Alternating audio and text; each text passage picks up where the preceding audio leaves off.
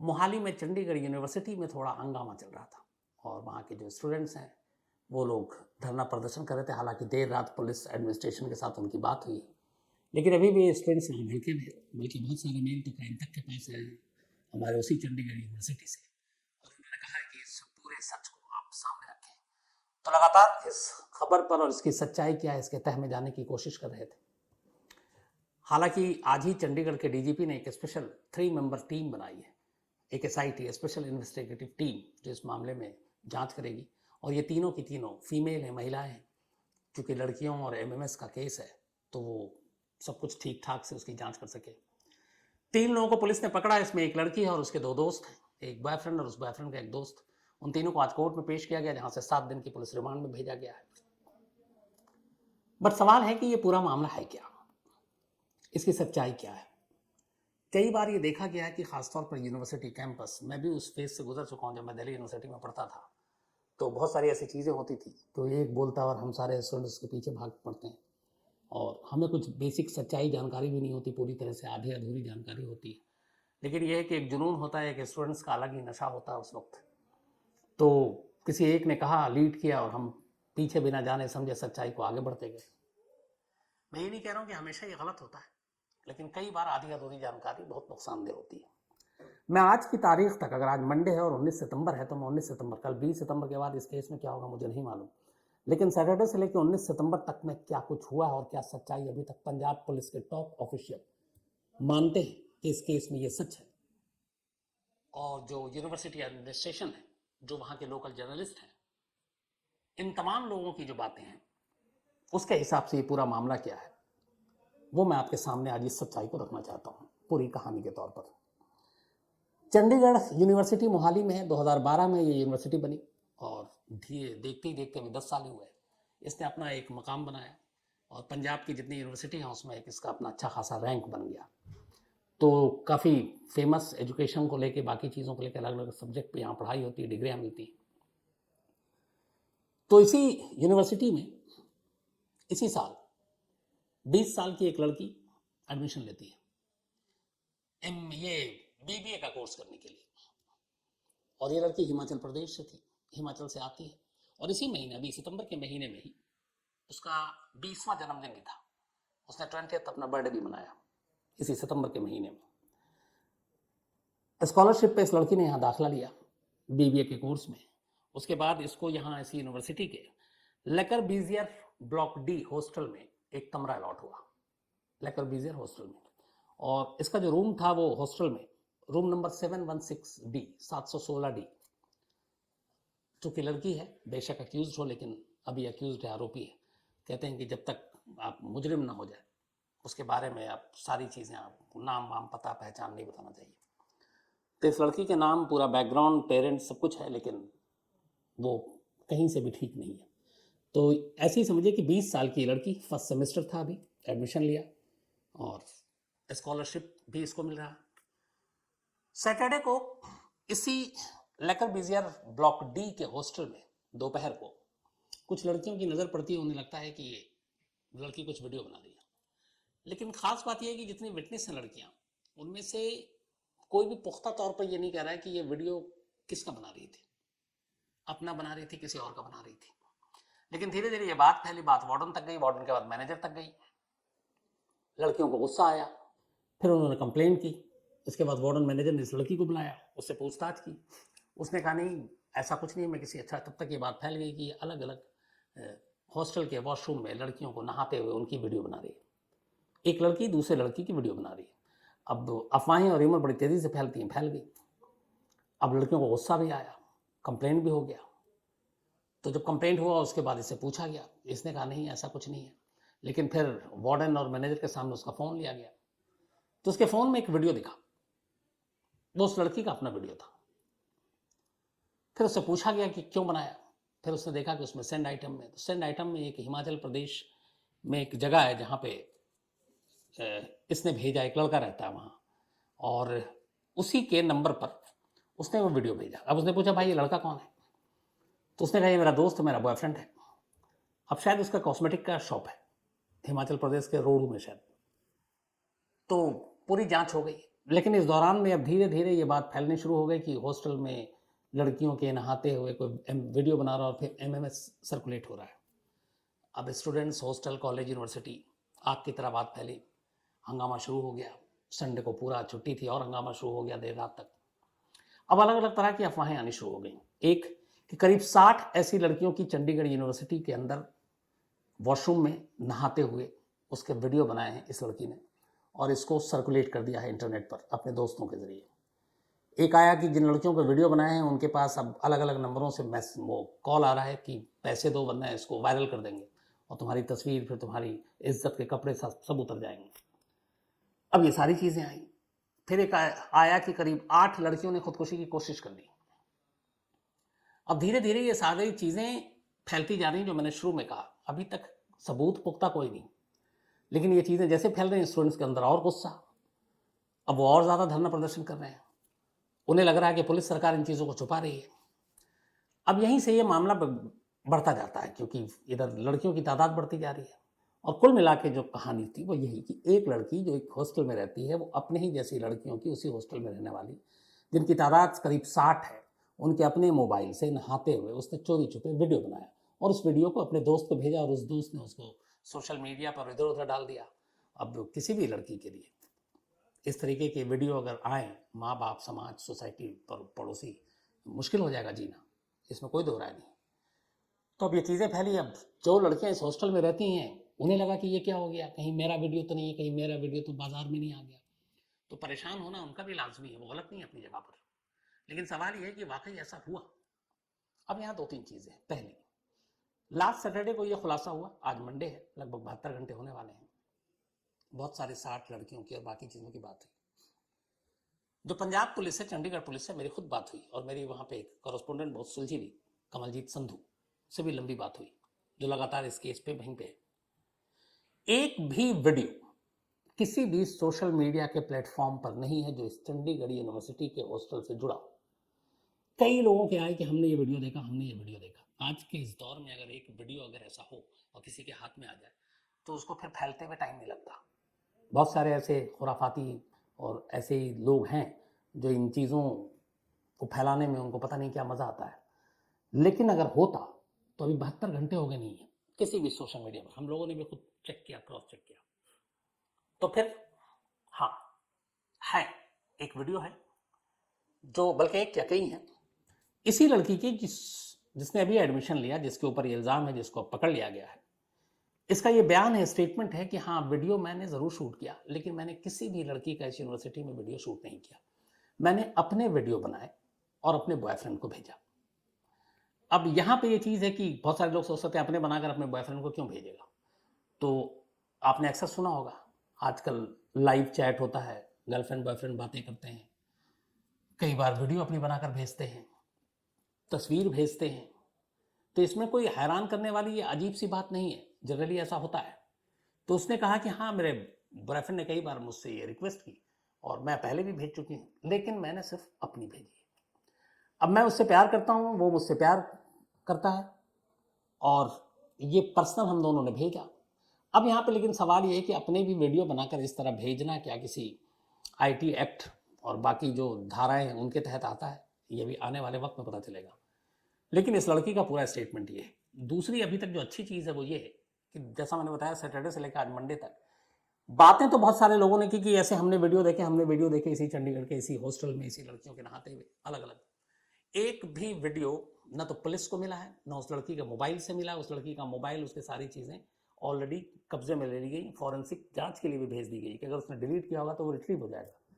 लेकिन खुद पंजाब पुलिस का कहना है कि उस लड़की के अपने वीडियो के अलावा उन्हें एक भी कोई दूसरी लड़की का वीडियो अब तक नहीं मिला है। और शायद ये पूरा मामला यही है कि वो लड़की अपने वीडियो बनाकर अपने दोस्त को भेज रही थी। इसमें कहीं किसी और का कोई अभी तक का इन्वॉल्वमेंट नहीं मिला। लेकिन मैंने जैसा शुरू में कहा कि मैं अभी जिस वक्त आपको कहानी सुना रहा, इस वक्त की सच्चाई यही है। कल के बाद अगर कुछ होता है, कुछ नई चीज़ें सामने आती है तो अलग बात है। लेकिन अब यहाँ 2 सवाल हर एक को सोचना चाहिए। पहली चीज़ कि इस लड़की के बयान को पहले लेते हैं। इस लड़की का कहना है कि मैंने अपने ही वीडियो अपने बॉयफ्रेंड को भेजा, मैंने किसी और का नहीं भेजा। अब यहाँ एकदम एक बेसिक सिंपल लाइन पे बात करते हैं। एक लड़का लड़की जब प्यार करते हैं, बॉयफ्रेंड और गर्लफ्रेंड, तो कई बार हम लोगों ने देखा है कि अगर वो कहीं मार्केट में है, बाजार में है, मॉल में है, पिक्चर में है, बॉयफ्रेंड अपने गर्लफ्रेंड की मौजूदगी में किसी और लड़की को देख रहा है, तो गर्लफ्रेंड नाराज हो जाती है ना, डांटती भी है, लड़ाई भी होती है। ये आम है रिएक्शन, पता नहीं हमारे आप में से बहुत सारे लोगों के साथ हुआ होगा। लेकिन वही लड़की जो अपने बॉयफ्रेंड को किसी और लड़की को देखते हुए बर्दाश्त नहीं हो, वो दूसरी लड़कियों के वीडियो और तस्वीरें अपने बॉयफ्रेंड को क्यों भेजेगी?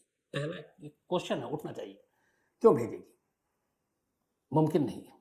लेकिन अब यहां मैं अपनी ही बात को काट रहा हूं, हो सकता है वो भेज सकती है अगर उन दोनों के बीच में प्यार ना हो, दोनों बस यूं ही एक दूसरे के साथ है और इसमें कहीं ना कहीं मॉनेटरी कुछ मामला फंसा हो, पैसे का।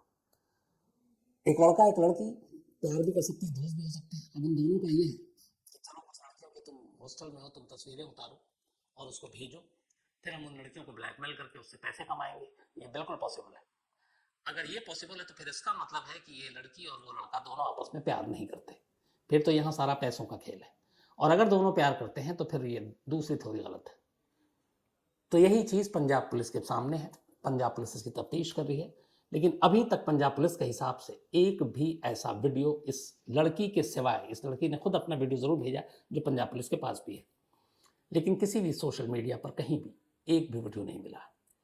तो इसलिए और मैं यही चाहता हूं कि ऐसा ना हो, क्योंकि ये भी समझिए कि किसी भी लड़की को अगर बाथरूम में नहा रही है, चूँकि वहाँ पर सारी पर्दादारी है, और ऐसी तस्वीरें अगर बाजार में आ जाती हैं तो खुद उसके लिए, उसके माँ बाप के लिए, पड़ोसियों के लिए, रिश्तेदारों के लिए शर्मिंदगी की बात होती है।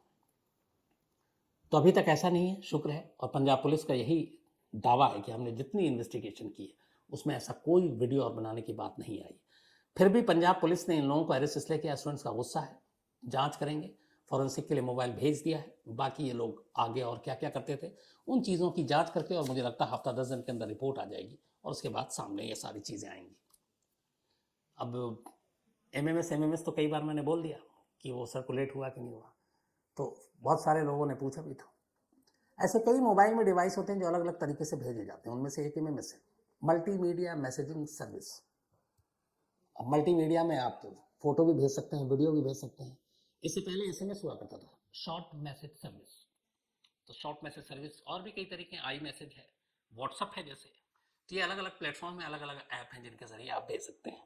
लेकिन अगर इस चंडीगढ़ की बात करें और ये जो सारी चीज़ें हुई हैं एमएमएस को लेकर या इस तरह की चीज़ें, इस देश में जितना हंगामा ये 2 दिन में हुआ, और भी बहुत सारे ऐसे केसेस हुए हैं। लेकिन मुझे याद है कि जो मोबाइल नाम की चीज़ आई और फिर ये एमएमएस और बाकी सारी चीज़ें आई, बल्कि वो एमएमएस की शुरुआत थी जब इंडिया में एक सबसे बड़ा स्कैंडल सामने आया था। ये था आज से 18 साल पहले, 2004, दिल्ली से। दिल्ली में एक एमएमएस वायरल हुआ था और पूरे देश में वायरल हुआ। दिल्ली के एक नामी गिरामी पब्लिक स्कूल, मैं नाम नहीं लूंगा, साउथ दिल्ली में, और उस स्कूल के एक लड़के ने उसी स्कूल के एक लड़की के साथ एक वीडियो बनाया था और उस लड़की की जानकारी में ही नहीं था। और उसके बाद उसने इस वीडियो को अपने दोस्तों को भेजा, दोस्तों ने और दोस्तों को भेजा, और इस तरीके से चेन बनता गया और ये वीडियो पूरा वायरल हो गया।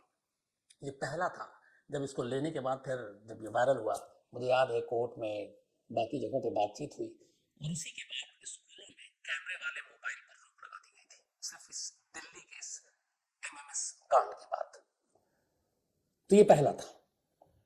लेकिन इससे भी बड़ा और आज तक इस देश का सबसे बड़ा जो इस तरीके का कांड था, वो आपको याद होगा, मैंने ऐसी कहानी में सुनाई है आपको, अजमेर सेक्स स्कैंडल। पूरी कहानी है, इसी कहानी की सीरीज में मिलेगी, लेकिन मैं आपको हल्की फुल्की उसकी बात बता देता हूँ कि वो उस वक्त था और मैं क्यों आज सुना रहा हूँ आपको, इसीलिए कि ये सारी चीज़ें कब कैसे होती हैं।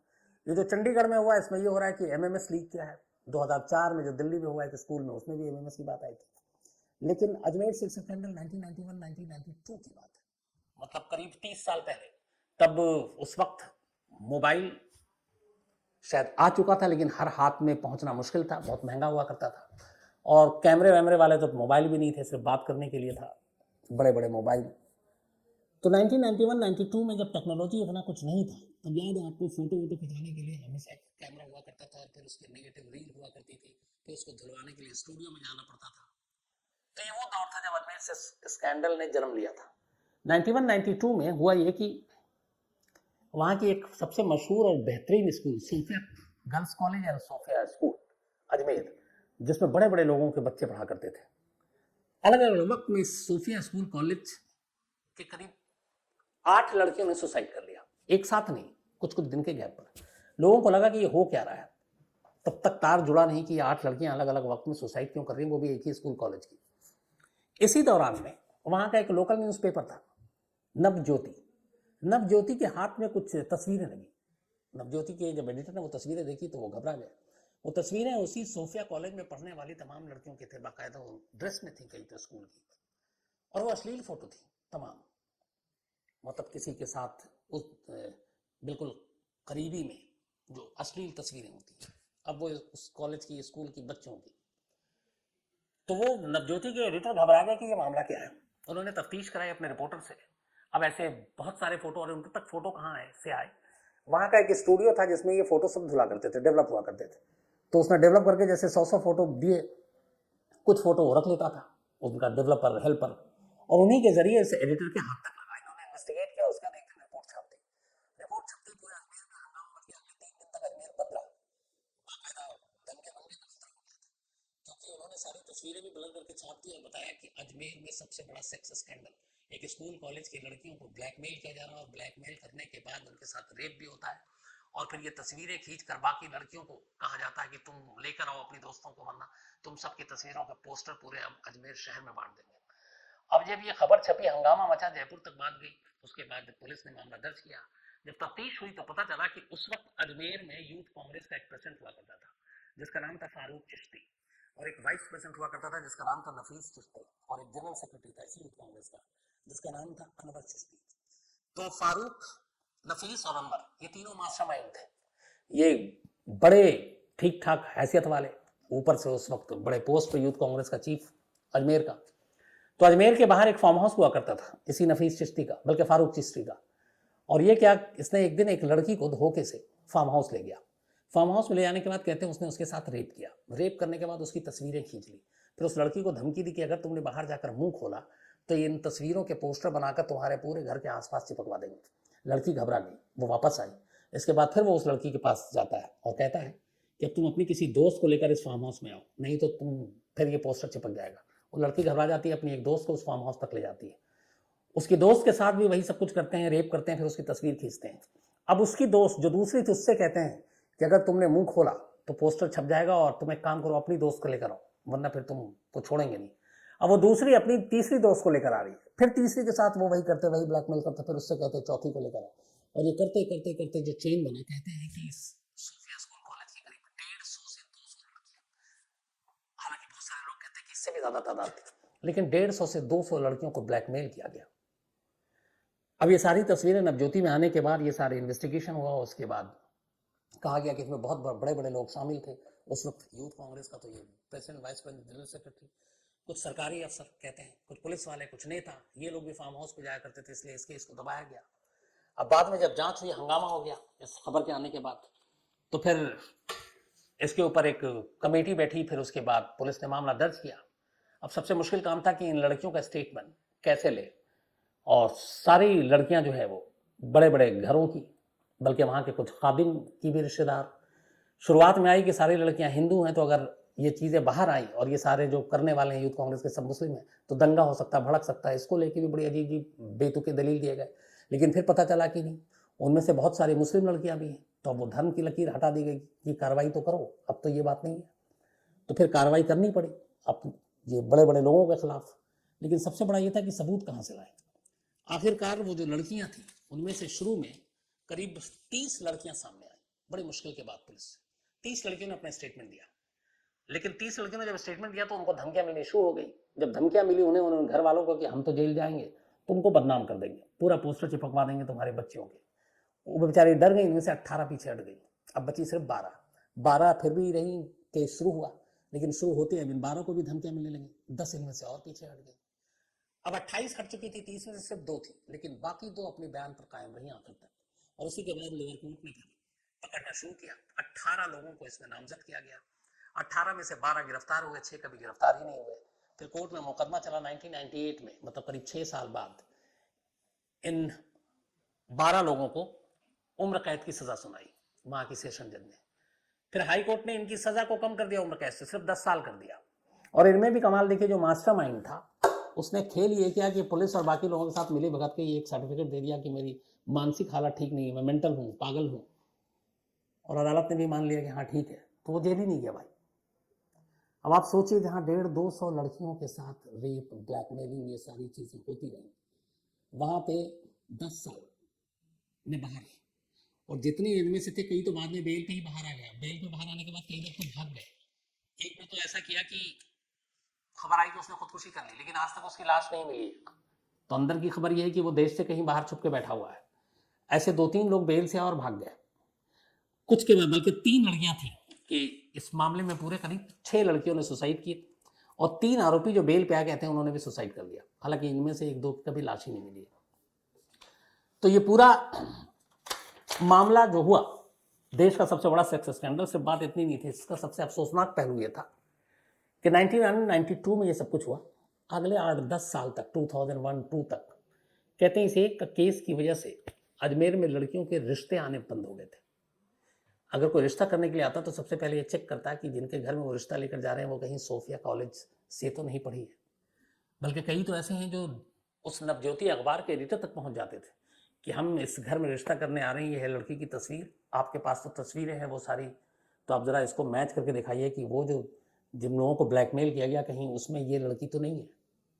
और जब वो क्लियर करते कि नहीं है तब जाकर रिश्ता करते, वरना कोशिश तो यही करते कि उस वक्त, उस दौर में, कि अजमेर में लड़कियों से रिश्ता ही ना करो, क्योंकि इतने बड़े पैमाने पे ये सब कुछ हो रहा था। तो एक कहानी ये भी थी। मुझे लगा कि आज चूंकि ये सारी चीज़ें हैं तो आप लोगों के साथ शेयर करो। तो आज पूरी कहानी में इतना ही।